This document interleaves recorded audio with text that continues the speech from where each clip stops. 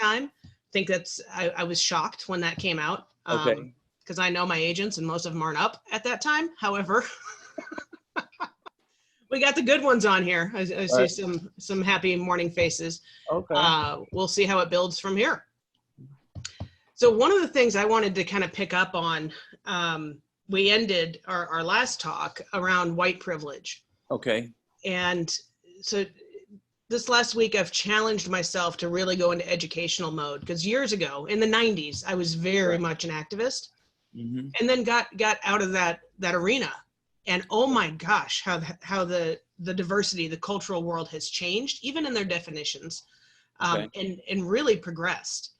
And I think it's one of the reasons why things feel so tense right now, because one segment of I'm going to say our more evolved population has evolved, and yet there's a segment that hasn't. And this is what I'm seeing just in my reading this last week. The divide has just gotten so much greater. Some of that I knew politically, but literally just the elevation of the conversation, there just seems to be a bigger divide. So from what you understand and what you've observed, how would you define white privilege, or give us examples of it?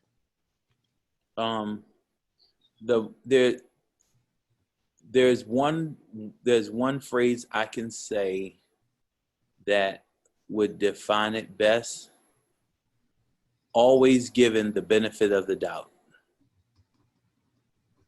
Okay. Can you give me an example? I can, 1,000 just popped in my head, but okay, you said it. Even when, and somebody's gonna smile when they say this, we don't even, sometimes, Black folks don't even have to show up. When they submit an application for anything and people read the name, they already know a lot of times who that, but they can assume ethnicity if strictly by a name a lot of times. If you pick up an application and it says Shaquanda, hello? Yep. There are people who literally, when it says Shaquanda Brown, right? Or Jaquanda Smith, the application goes automatically to the left. And I'm going to say probably unconsciously to a greater extent too. I mean, it's just, it's a blindness. Right. I can barely read this name. So since I can barely read this name, there is an issue. You get it? Very interesting. Oh yeah. You get it? And so now, if the name comes up Chris Spade, then it might go automatically to the right-hand side. Okay, I kind of got that. You see where I'm going? It's safe. It's safe. It's a safe name, right? Yeah. You see where I'm going with that? So when you say the benefit of the doubt. In everything. Yeah, in everything, literally. Yeah. And so when you say, well, how does you said white privilege, the best thing I can say, the benefit of the doubt. So one of the things, and I will I'm always dropping books on these Zooms, and I haven't on anything around the racial conversation. Mm-hmm. And yet this is going to trigger a lot of people. So unless you've got some courageousness to go in and start looking at your own biases, I wouldn't suggest it. However, oh my gosh, it's been eye-opening. Okay, white privileged unmasked first is awesome. And better than that, but more controversial, is a book called White Fragility. And the argument made in both of those books is we as white people have just normalized the entire culture around the globe for the last hundreds of years. So we are blind to how everybody who's not normal, right, not white, we have an advantage, just an implicit advantage in all things, because we have defined what's normal. And you touched on that last week, and it came up again on yesterday's Zoom, where white people have defined Black, African American, Hispanic. We've defined all the terms. Right. So as a I don't want to say culture, but as a white populace, we are actually making the definitions that we want everybody else to fit into. Absolutely. And for me, that underpinned where the privilege comes from. Right. And so in that space, when you start having that conversation about privilege, right? When you're the privileged one, you don't even understand that you have privileges. Nope. Because but boy, does it seem like we understand when they're threatened. Oh, no question. And so that's part of the thing when it says, when the conversation comes up about Black Lives Matter, right? And then you have this pushback that says all lives matter. No one said all lives didn't matter. And that there is another challenge where we get into this place where there's not an and, there's always an or. Mm-hmm. Part of the problem is that everybody is always given an or, there's never an and. And therein lies the biggest challenge, because even we can take this, and since we're talking in this context, right? When Colin Kaepernick took the knee, right? He clearly said what the knee was all about, right? And it has always said that. However, it got flipped around that because it was the flag and it was the national anthem, it was against the flag and the national anthem. Yeah. That wasn't a conversation. So it was either you stand for the flag and support the flag, or you don't stand for the flag and support the flag. And if you don't, then that means that you're out. There is no and. It's either. It's either or. And I think that's around the time Beyonce said racism is such an American problem that when you protest racism, you're protesting America. Yeah, and that's again, it's in the fabric. It's in the fabric, and unless let me figure out a way to say this. It's in the fabric of America, right? And unless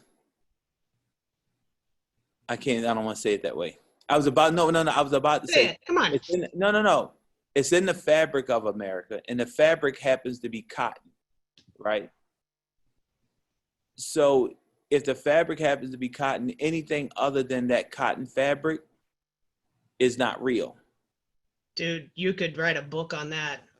There's a lot of layers in that statement. Anything that's not in that fabric, it's not real. Yeah. It's not real. I mean, that's, if you take a look at, we going into a place where that conversation just permeates so many different ways, right? And it's so pervasive that unless you're on the opposite end of it, you don't see it and you don't understand it. And you can't relate to it. Like just to be quite frank, the whole uproar about Mr. Floyd, right? The uproar is that I can't believe that happened. And I'm sitting here saying, I can. Happens every day. We just got to see it. Exactly. It's just on camera. That's it. And so in that space, it's woven into that space.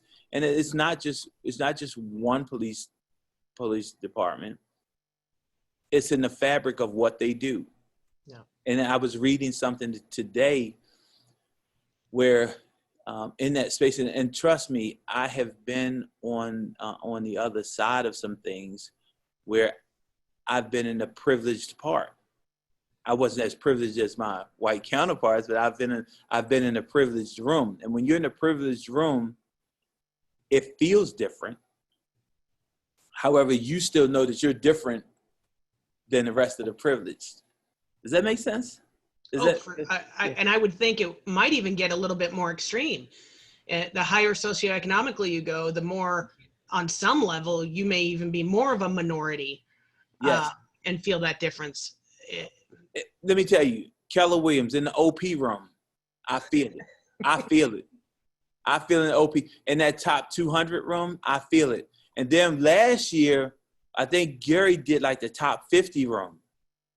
Remember they did the top 50 room? Yep. I felt it because I was in the top 50 room. And so the smaller the room, it's kind of strange.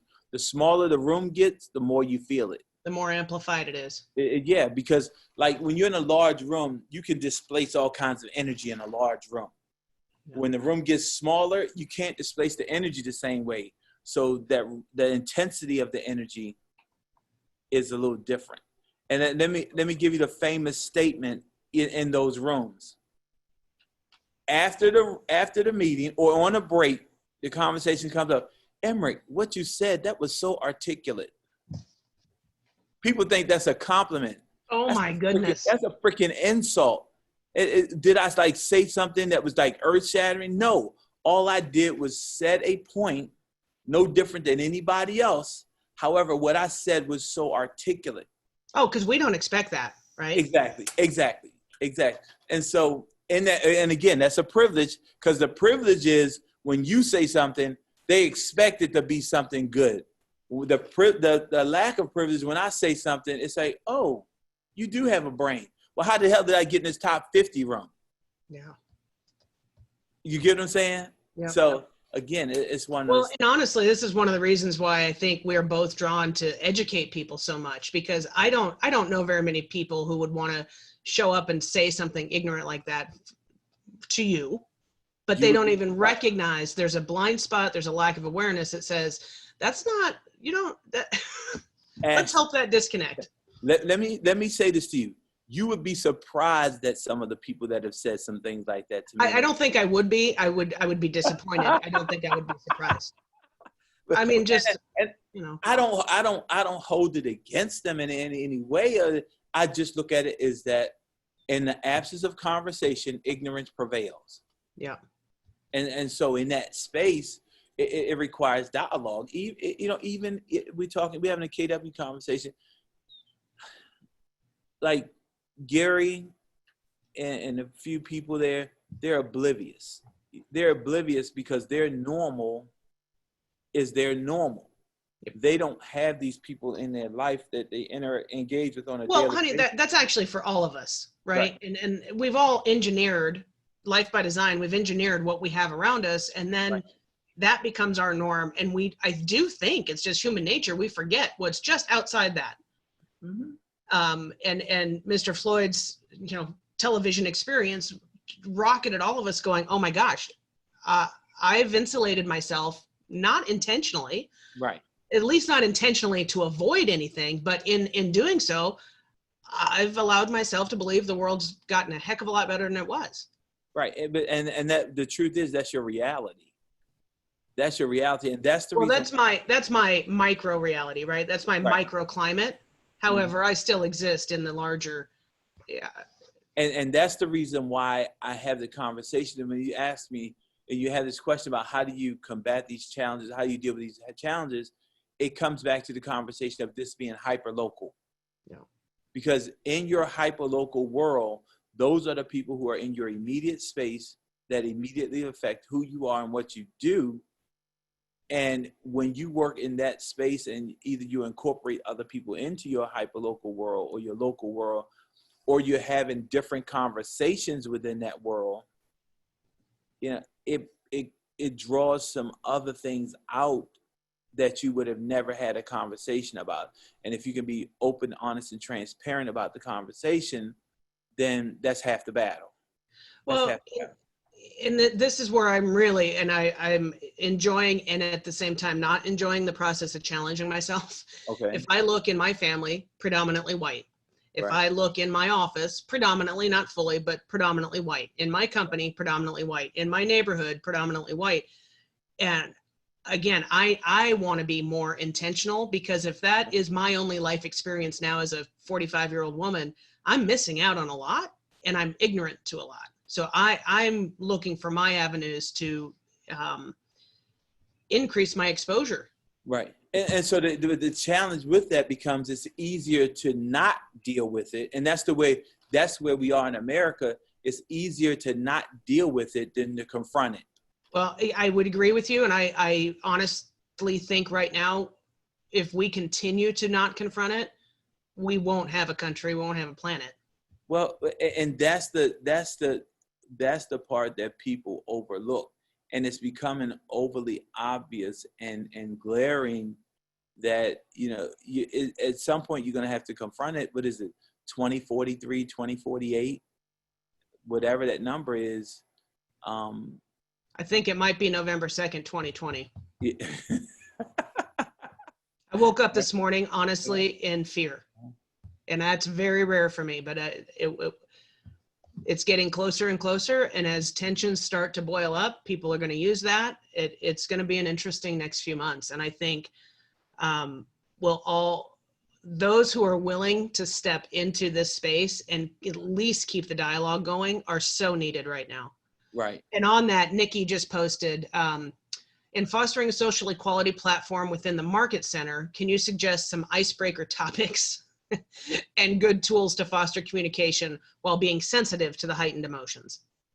I said this yesterday, and the first part of the conversation is, I would like for those, and it depends on the makeup of the room, and who the leader of the room is. If it can be said either way, it's just how you massage the message.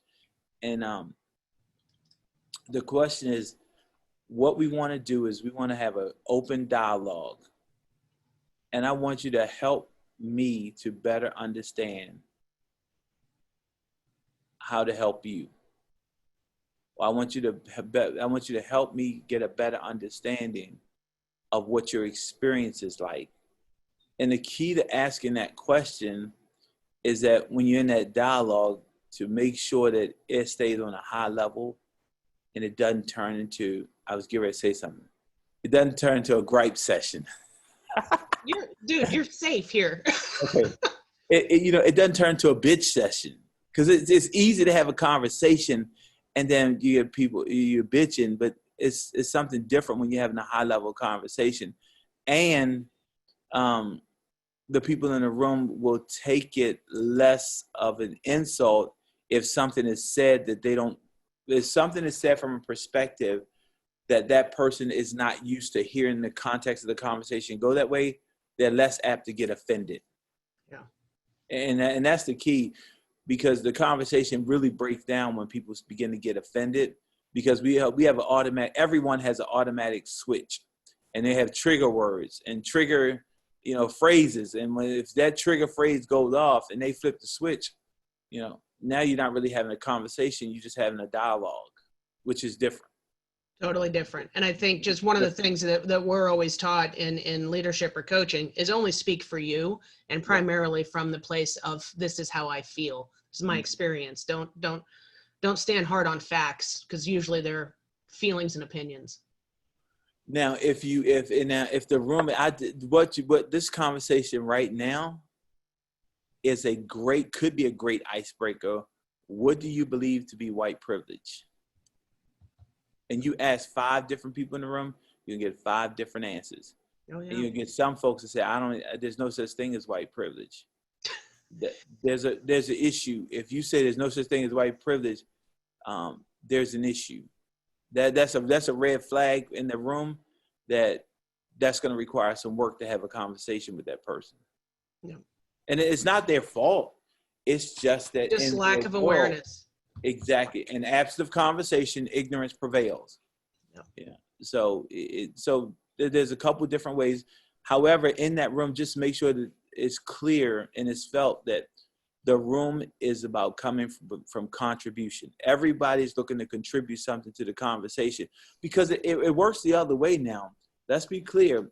Sometimes we as Black people have a misconception about white people. We just believe sometimes. Come on, it has to go both ways. It does. And probably well justified in a lot of cases. Right. And so at the end of it goes both ways. So it's a mutual understanding. And sometimes in these conversation dialogues, you get back what you put out. And if you're not putting out the right energy, you're not gonna get the right energy back. And so it's incumbent to everybody in the conversation, number one, to come to the conversation with an open mind and just stay out of judgment. More importantly, you have to make sure you establish that it is a safe place, that, there's no judgment. There's no judgment. I think we have a unique opportunity as a market center. I believe that's what we've created there. And at the same time, it's still not going to be easy or comfortable conversations. So it's a safe place. And again, if you're going to invite yourself into this dialogue, it's going to be uncomfortable, and that's okay. Let me tell you, really, you guys have a fake market center. You guys have a fake market center, and we have a fake market center. What do you mean? Tell me, what other market center do you have 40% LGBTQ market center? Yeah. Yeah. Look, it ain't. It's like the what is it? The Fort Lauderdale, Val says. That's probably true. But I mean, you get what I'm saying? So you're gonna have those pockets because like attracts like. Everybody wants to be somewhere where they feel comfortable. Nobody wants to be in a place where they can't have some level of comfort in that space, right? And so I would imagine the same way in my market center where we 98% Black. But that's different. That's just geographic. We just don't have a lot of other populace around us. The contributing factor is that, again, people feel a little more comfortable too. And so just like in your environment, so when you're having this conversation, you're dealing with the thought process is a lot more flexible than in others. So even though it may be a majority white market center, there's that influence of flexibility, of flexible thinking, progressive thinking. Now, the other 60% of the people, they have to be flexible in their thinking just to even stay in a space of the 40% population. True. You see what I'm saying? Because in most places, that 60% wouldn't even accept that 40%. I don't want to be here. I don't like what's going on. I don't. Stephanie says fake. I don't think he meant fake so much as very, very, very unique. And not in the model of the rest of the. It's not real. It's not real according to the demographics of the rest of the country. That's like our market center. If you take a look at the NAR population, I looked at it the other day. NAR has 1.2 million members, roughly about 45 to 50,000 Black realtors, right? What? That is it? Yeah, that's like 2%. Right? Wow. I think it's right at 2%. Is that 2%? Or what is that? That's 2%, right? I don't even think it's 2%. I'm got my calculator out. It's not even.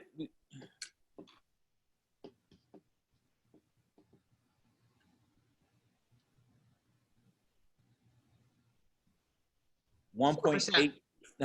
4%. 4%. Okay. So we got 4%, right? Wrap your brain around that. If 4% of the realtor population is Black and 98% of my office is Black, is that a unicorn? That's like a purple, pink, and green unicorn with polka dots. So you get what I'm saying? So look at that. So take your market center, the anomaly of that. I'm not sure if they even track what LGBTQ is, right? And NAR. I'm willing to bet you. Don't think they do. But I'm willing to bet you from a percentage perspective, and you got 40%. Yep. You see where I'm going with that. So that's why I said it's fake. Your market center, my center, is fake in the realtor population. It does not. And it may exist like Fort Lauderdale said. Fort Lauderdale. You probably got a couple in San Francisco that's better than 40%. You probably have a couple in other places that are at a higher percentage. But that's fake. Well, and so let me give perspective, and I've been telling our agents this a little bit, but you and I are well-traveled within the KW world. I've probably been in 100 market centers over my years, and I would say 98% of those are 98% white and 95% straight. So it's 95% straight? Well, I guess you can't count the people that didn't come out of the closet. So there you go. We're not here to out anybody. But yeah, it is very different. And when people leave our office and they go to others, this is just so Right. funny. They think that what we have is going to be out there. And I'm like, oh, It's not. yeah. It's not real. But we forget. And so thank you for the reminder. It's not real. And so in that space of, to be honest with you, in that space of being fake, it's actually real. Right? It's fake to the rest of the world. It's real because the people there are so genuine in who they are. Yeah. Yep. So it's kind of sort of, you get what you got. What you see is what you get. This is not an optical illusion. These are real people. And then you're going to get real responses, and you're going to get a genuine heart, and you're going to get a genuine servant's heart, because people in these populations a lot of times understand what it looks like to be marginalized, or what it looks like to be not accepted for who you are. They're just different things. And I've said this before unapologetically, you know, I don't fall into the minority category. I think there's Black people and then there's minorities. And when we travel that whole spectrum in that minority quote unquote label, we all understand that middle of the road white America does not look at us the same. And that's the reason why you can even put a minority label on everybody else, because middle of the road white America does not see us the same. They don't judge us the same. They don't look at us the same. They treat us differently. And we clearly understand that there's a different standard of middle of the road. And I'm gonna create another term. Middle of the road white America privilege, right? Mm-hmm. And then the boundaries that everybody else has to deal with that does not fit into that category. That's a good way to put it. Right? And so when you say white privilege, there are even degrees of white privilege, right? And in that space, white privilege is I'm calling it middle of the road white America privilege, because no offense, if you come from a lower socioeconomic scale and you're white, you're still locked out of the system in many ways. Unless you shave, take a shower, and put on some good clothes, you locked out too. Yeah. you get what I'm saying? You're locked out too. And the term, and this is not something. And you're absolutely right. And yet all it would take is a shave and some good clothes. Exactly. And you could be middle of America. You could be middle of the road. You can get back your middle of the road white America privileges if you shave, take a shower, and put on some good clothes. And that's, we touched on that a little bit yesterday and last week when I said I can pass. The first time when I joined Keller Williams, I thought, oh my God, I've got to go to South. I've got to go to Texas. Right. I didn't know anything about Austin at the time. I was just terrified about having to go to Austin. Mm-hmm. And I showed up differently until I got more comfortable in my skin and Austin's pretty doggone liberal. Don't tell me you put on a dress and pearls. No, but I did have a job once where I had to wear a dress every day. It was not. Oh, you'll love this. It was selling lingerie. Oh. In college, Robinson's Maid Company. So not the best job for a lesbian. You would think it would be, but it's not. And so in that space, in that conversation, you've experienced that place where, you know, the middle of the road white American privilege, you walked in that space and then you understood that when you no longer felt that you were willing to compromise who you were to dress to be in that space, yep. Then you went back to minority status. Yep. You see what I'm saying? And so you had that ability. And the reason why I said it is Black folks in that minority is nothing I can do, absolutely nothing I can do to get middle of the road white privilege. Nothing I can do. Absolutely nothing. Yeah. So to understand that there's white privilege, yeah, there's a different thing. And even if you get we talked about the application earlier, right? Right. You get the application and you look at my name Emerick is actually an Irish name. It's Irish, right? As I was trying to figure out where it came from myself, I said, how the hell did I get, where the hell does the Emerick come from? And all of my reading of the thing said, it's Irish. And I'm gonna tell you a joke. Oh my gracious. I was at a comedy club one day, right? And the only seats that were available were the front row seats.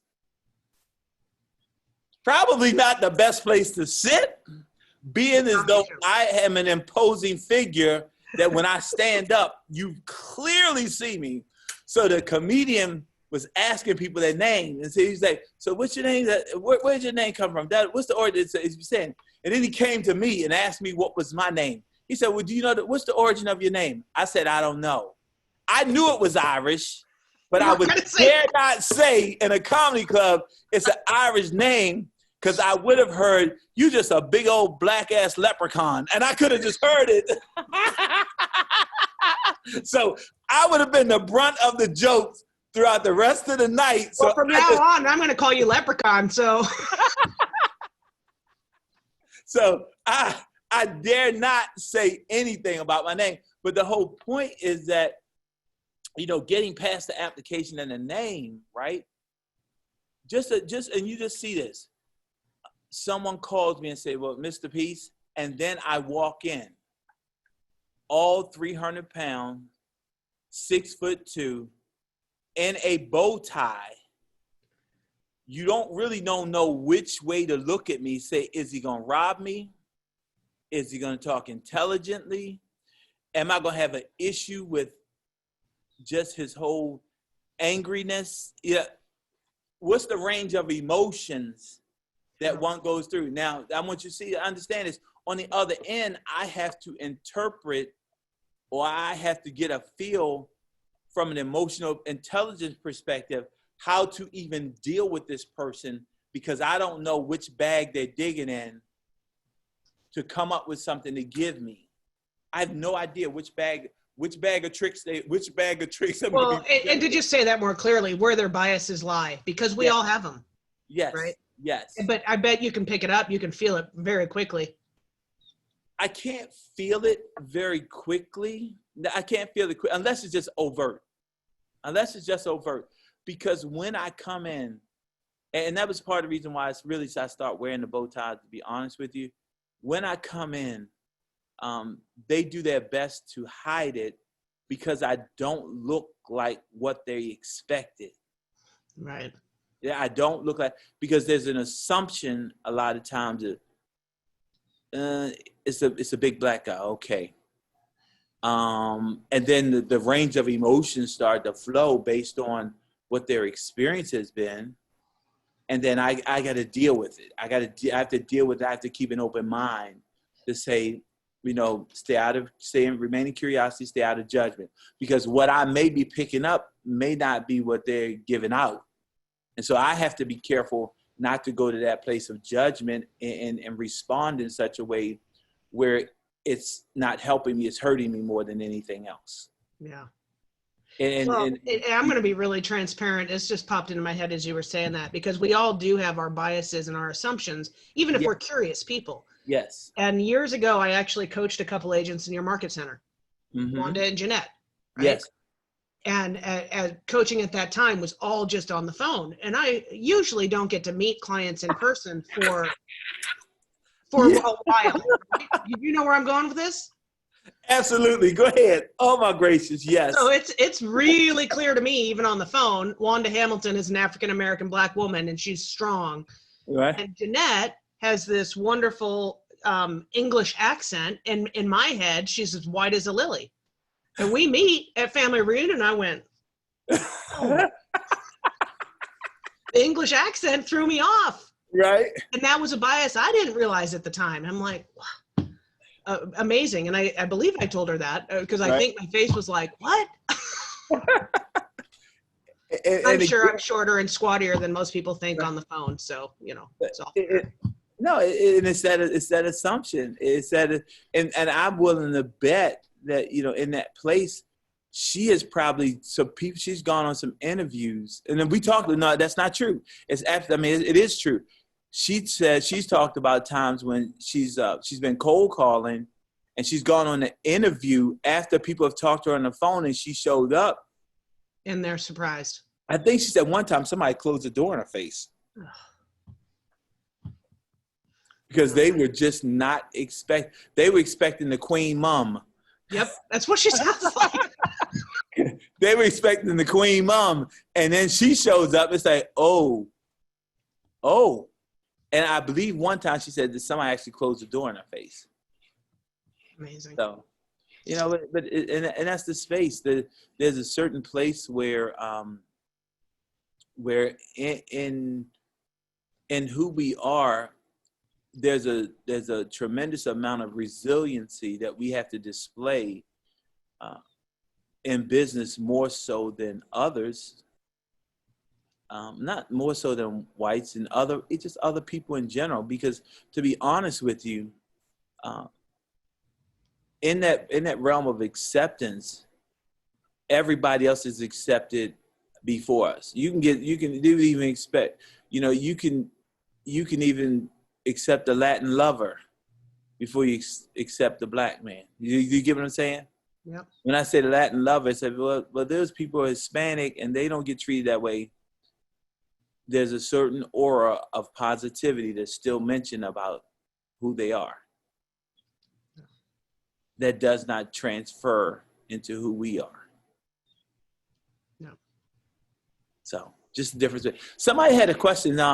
What's the percentage of home ownership rate comprised of by black people? Well, we are black folks are the only group of people where home ownership has truly declined. It's down right around 40. I think it's like at 40% now.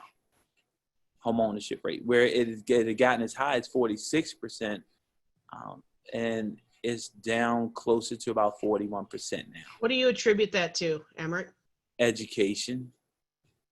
Part of it is education, and part of just social climate, and the other part is, to be quite frank, is target. And when I say target, the system targets black people. It just does.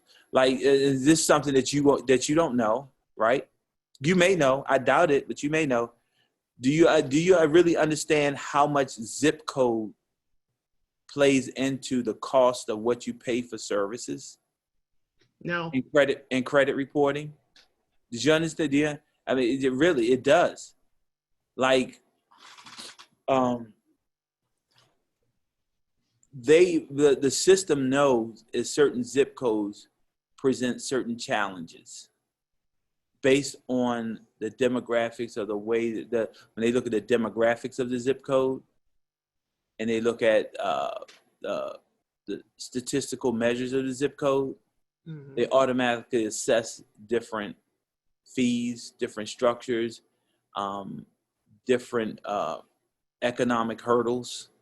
Yet another layer of white privilege.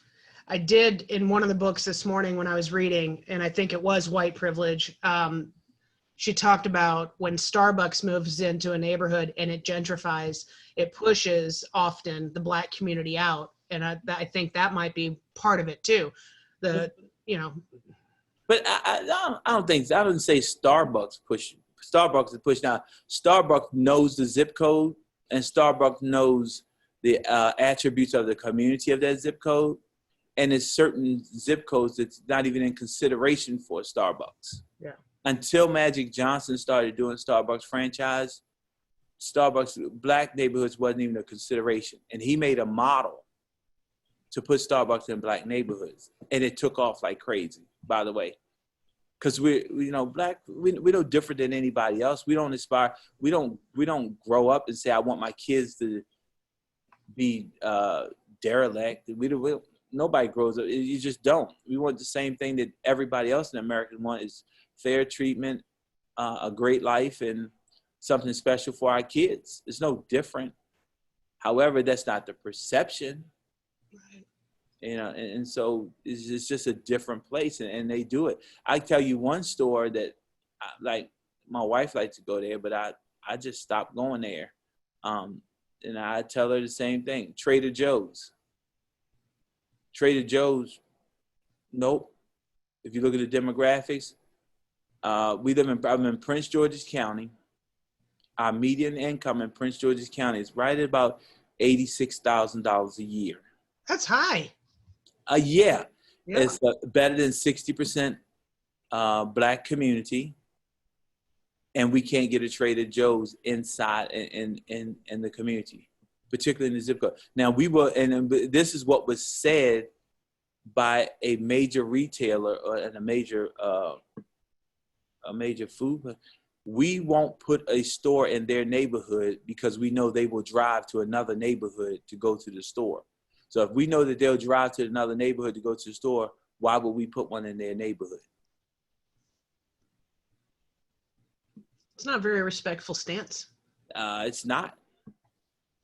It's not. But again, when I start having this conversation about, the meaning of zip codes and things of that nature and demographic, it matters. It matters to corporate America. And that's like I was looking at Gary's statement. You're not going to see that statement come out of a lot of places, right? No. Because they're corporate and they're public shareholders.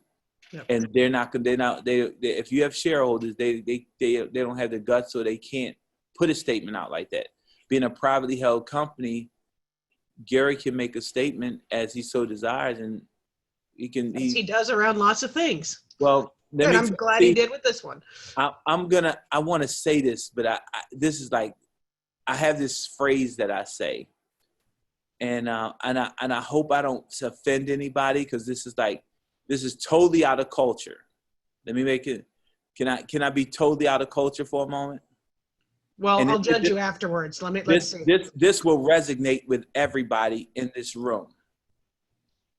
Gary has what I call a different kind of money. And when you have a different kind of money, you can say what you want. The Koch brothers had this kind of money. Donald Trump has this kind of money to a certain degree, but his supporters give him more power. It's not a political statement in any way. When you have what's called fuck you money, you can do it. You can say what you want to say, because the people don't affect your money, right? And you can just go wherever you want to go. You can say whatever you want to say. And when somebody says something back to you, you can look at your bank account and you can say what? You see where I'm going with that? Because you don't affect what you think of me or what you think of what I said. You can't hurt me because I got all the power. Exactly. What you gonna say? Bezos, he says whatever he wants to say because he has what? Yep. And for those who took offense to that, I apologize. But I had to give it a little graphic so that you understand that that's just a different kind of place. And that's the kind of money Gary has. And so, and he's clear about that because he said it. He says what he says no matter what. Yeah. And he tries his best to be, Jerry Jones. And so they say what they want to say, and that's what Gary did. He put the statement out, and it just is. Well, and in his statement, he said, "I'm not a racist," and I would say, "I'm not a racist," right?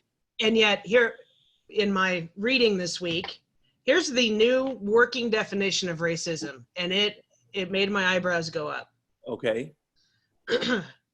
In Sociology on Racism, they define racism as individual and group level processes and structures that are implicated in the reproduction of racial inequality. It's systemic racism happens when these structures or processes are carried out by groups with power, such as government, businesses, schools. Racism differs from bias, which is a conscious or unconscious prejudice against an individual or a group. Okay. So in the way that I have used the term racism, bias is that term, and racism is just the reality that we have a system that supports the treatment in an unequal way of more than half our population. So here's the other comment, and so here's the thing. So now we're going intellectual because you're reading definitions. So by that definition, can a black person be a racist? Nope. Good answer. Because you have no power. You don't have the power to change anything. You don't have the power you see where, but that's the thing that like people say reverse racism. Are you kidding me? So now you got me in a different place. Well, so, I think and again, I know this group, this is a place where I think where my group's going to go, because we need to attack it on all different levels. Yeah. And I think, so let me shift a gear. A friend of mine last week, one of my best friends, after our Wednesday morning, sent me a video, and this friend is in North Dakota, very, very white area, and they had some protesting and riots. And she said, but somebody had sent her a video of this woman named Candace Owen I'd never heard of before. Okay. So she forwarded me the video. Are you familiar with? No. Oh, okay. Then it's probably not fair to ask your opinion on her. She's a right-wing conservative Black woman who's probably in her mid-30s. Okay. Very, I don't even have the words. I want to send it to you. Maybe we can talk about that offline. Okay. Claudine Scott, an agent in my office, says that woman is a great study in self-hatred. That was my summary too. And I see it. I've had obviously much more exposure in the gay community, but I've seen that internal homophobia in gay people way more than I've seen that internal racism with somebody who's Black. Is that a thing? It is. And so to be really honest with you, see, now you touched on something else. That's a tragic event in the Black community of self-hatred, because what happens is when you don't think enough or love yourself enough to put yourself on a higher pedestal, right? You will do things to the detriment of yourself. Yep, true. So if you held yourself to a higher level and a higher pedestal, why would you ever think of self-mutilation? You know, you see, yeah, and that's a huge item. That's a huge item in our community. Is that the thing about it is that it's ingrained at a subconscious level, and you don't even know that you're doing it. Yeah. Right? You don't even understand. You believe that you're moving in a positive path because your coping mechanisms give you a call and response that makes you feel better about your situation, even though it's not to the ultimate good of your existence. It's interesting you said that, and again, I'm being really transparent. My thought when I watched that video, in this, there was not a positive aspect of this thought. She's the whitest Black woman I've ever seen, was my thought. Right. In all the ways that white is bad. That's what I thought listening to her. What do they call it? I can't. I'm brain locked right now. It's Schoenberger's it's a German name syndrome, where the for the captors. Where the captors begin to the Stockholm syndrome. Stockholm syndrome. There we go. Where the people who are captured start to identify with the captors, and they identify them to such a place where they do things to the detriment of themselves, and they don't even understand it because of the subconscious, the deep-rooted programming, hatred of themselves, or I won't call it hatred. Let's say unacceptance of themselves. Yeah. Right. And it's there. It's those people that are there, and they don't get it. But at the end of the day, awareness is something special. Somebody said mini Omarosa. I think it's a little different than Omarosa. Omarosa was clearly motivated by money. Her big thing was money.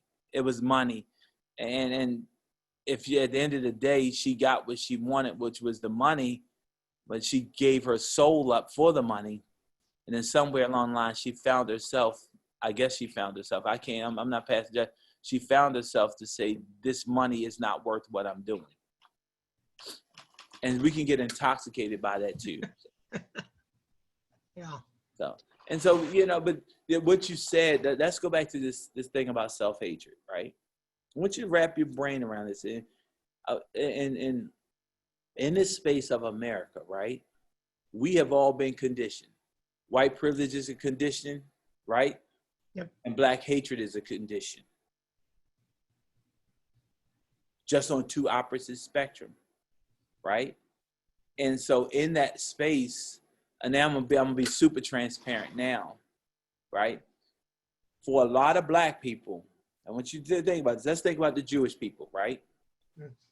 Jewish people, they would turn their money over into the community, and they'll stay in the community for 2 months, whatever the case might be, because they understand that as long as I leave my money in the community. You touched on this yesterday, and I just want to kind of connect the dots because what I think you're saying is, I'm a Jewish person in a Jewish neighborhood. I'm going to go to my baker. Then that baker is going to go to a dry cleaner within the Jewish community. Correct. And that money is going to go to another Jewish business within the community. By the time it gets out of the Jewish community, it's already passed hands and helped that community. Correct. Okay. Asians do it the same way. I shouldn't say Asian. I'm probably saying people of Asian descent. Let me just say it that way, because I don't want to be. How about let's just put a blanket term and say all ethnic communities do that. Okay, there we go. All right. So ethnic communities do that, right? And when you go to the black community, we don't do that. When you said that, I'm like, really? Because we were never taught that. You have to understand that everybody, we were taught that. That's not true. That's not true. We were taught that because we didn't have a choice. Because blacks only stayed in black communities prior to the 1960s, pretty much. Because we couldn't go to nobody else's community. Well, now Trader Joe says you'll go out. So why do we have to come to you? Well, and that's a part of integration, right? Yeah. And I'm not saying integration is a bad thing, but in that space of integration, now people felt that it would be a good idea to come into the black community. And now you gave black people access to something that they never had access to, and that was white people and other people, right? Yeah. And so now what happens is we begin to integrate into society because we're looking for something that we did not have. Clearly, white and everybody else is better because they do different things than what we do, because they have access to different items than what we have access to. You get what I'm saying? So in that longing to be accepted, what happens is you go outside the community because now you believe that you have equal access and equal privileges and equal rights, where you really didn't change people. The law just said that you could do this and people couldn't do that. The mentality of the people who you're dealing with is still basically the same a lot of times. Yeah. And so in that space, you take a look at that, and then you just look at television programming. Let's look at media programming. When you start to take I wrote down a list this morning going through that, and right. For the people in San Diego, this will make sense. For many years, I lived in an area off of a street here called Federal, and I was really the only white person in the neighborhood, and I loved it because it felt like the neighborhood I grew up in. Mm-hmm. But I was thinking I'd go to the Rite Aid there, which is like our drugstore, right? For shampoo or eyeliner or whatever, and even in that community, all the products on the shelves were geared to a white audience, and the African American black section was about this big on one shelf, right? And to me, I mean, as simplistic as that is, that's white privilege. All these companies are building products for a white populace that even in a microclimate where it's predominantly black, they can't even cater to the black clientele that's coming in the door every day. Right. And so when you have that conversation, that's something else. But in that space of self-hatred, there has pretty much not much of been promoted anything positive in the media. Still to this day. That promotes black people in a certain way. Yeah. And so when you get that ingrained in you over years, centuries, it becomes a thought and it becomes a programming. The same thing with white privilege. It becomes a thought. It becomes a programming. So the question becomes, how do you get past that, right? How do you bring awareness to it when it is just what it is and has become the norm? And so like I've had some of my white friends say, well, why do black people do this? Why do black people do that? And I told you I was in the military. And one person I just had to ask, well, why do white people do this? Why do white people do that? And they couldn't answer the question, right? No. And so at the end of the day, what it all came out to be is that we're programmed. We are programmed, and we have been programmed a certain way. And how do we get past that programming? We get through that programming, a lot of it is through conversation. I think it's the only way. The only way you can understand me, I can understand you, and finally recognize we're the same, is through conversation. Right. Because when you go, if you're on the operating table, right, and you lost 4 liters of blood, and you go to the Red Cross to get some blood, they don't have 2 labels to say white blood and black blood. They have a label to say A+, A-, B+, B. You get what I'm saying? Yep. So there's no label there. Yep. There's no label there. So, just how do we, and the question again, how do we get better? We get better through dialogue, open, honest, frank conversations. And the thing about it is we actually have to be able to make jokes about it. People don't like jokes, but we have to be able to make jokes about it. It's just the context of the jokes. And I'll give you case in point. Like I would laugh and I said, you actually put on pearls in a dress? Yep. Hey man, I'll laugh at anything. When you said, why do white people do that? I've seen so many memes about white people are the only people who go camping. Black people would never do that. but and you laugh about it. And then the next question is, why is that? Because we see movies where people get killed in the woods and we ain't going in the woods, okay? That's just not our thought process. I didn't leave anything in the woods, so I ain't going to the woods again. It's bears in the woods. It's wolves in the woods. Why? I'm having a hard enough time in my neighborhood. Now I'm going to go to the woods? Oh, Emerick. Look, those animals ain't messing with me, and I ain't going to mess with them damn animals. So, oh man, I love you so much, and I'm so grateful. All this stuff that's going on, right. The fact that I've gotten to talk with you 3 times in a week. Yes. Yeah. I love it. And go ahead. Go ahead. We're just coming to the end of our little hour, and I want to respect everybody's time. But I don't know what it's going to look like. I really want a more dialogue to continue and to evolve. And I know Nikki is going to be working within the market center to put some things in place. And I think because we have 2 unicorn offices, maybe we can develop some synergy back and forth and you're not let this moment of time and opportunity go. So you're trying to say we're going to take 2 unicorns, breed 2 unicorns to make an even more special unicorn? Yes, sir. We'll have fabulous rhythm and fabulous clothes. I love it. And that's the beautiful part is that, and what happens is when you start to have these conversations, you start to have these dialogues, and then which we do it on a subconscious level. We don't understand what we're doing. We do something and we have an event over food that totally changes everything. Like for me in my life, the way that I really cement my relationships with people is we go and eat. You don't eat with people who you don't like. Yep. You just won't do it. You will not eat with people. I don't give a damn where the restaurant is. You don't eat with people who you don't like. So here's what I'm telling you. I had a couple of bookings in Southern California. I'm coming back to Southern California when we can come out, right? And I want to come down to your market center. I want to teach a class in your market center. We'll feed you, man. We'll feed you. We'll do that. And